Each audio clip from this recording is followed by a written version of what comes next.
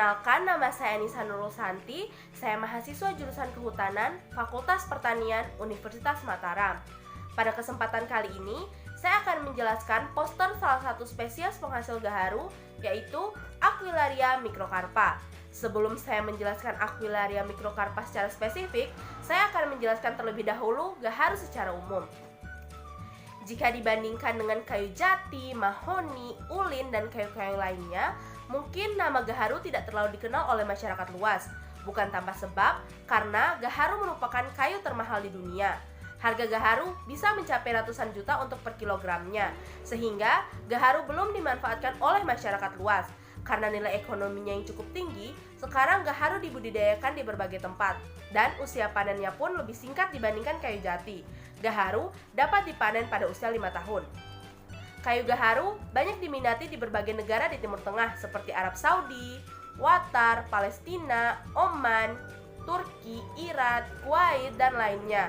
Selain itu, negara-negara kaya seperti Korea, Tiongkok, Amerika Serikat, India, Jepang, dan Singapura juga menjadi tujuan ekspor yang potensial. Kayu gaharu memiliki manfaat seperti kayu pada umumnya. Kayu gaharu dapat dimanfaatkan untuk keperluan bangunan, furniture, dan lain-lain.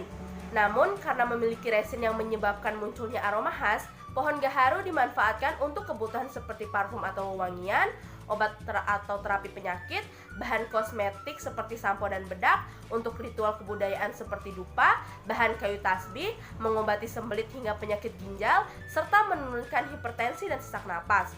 Untuk memperoleh manfaat kayu gaharu agar dapat digunakan secara langsung, maka dilakukan proses penyulingan atau distilasi uap, sehingga minyak dan senyawa aromatik gaharu dapat terpisah dari kayunya. Nah, setelah memaparkan gaharu secara umum, sekarang saya akan menjelaskan secara spesifik mengenai Aquilaria microcarpa. Aquilaria microcarpa ini memiliki nama yang berbeda-beda di setiap daerah tempat tumbuhnya. Secara umum, di Indonesia disebut dengan gaharu atau karas. Untuk di Malaysia disebut dengan mangkaras, untuk di Bangka disebut dengan hepang, untuk di Madura disebut dengan tekaras atau gara tulang, oleh masyarakat Dayak disebut dengan ungkaras, dan untuk masyarakat Bugis disebut dengan karas atau sigi-sigi. Untuk persebarannya sendiri, Aquilaria microcarpa ini tersebar di Pulau Sumatera, yaitu Sijunjung, Lampung, Palembang, Riau, Bengkulu, Jambi, dan Bangka Belitung. Lalu tersebar di Pulau Kalimantan, Malaysia Peninsula, dan Singapura.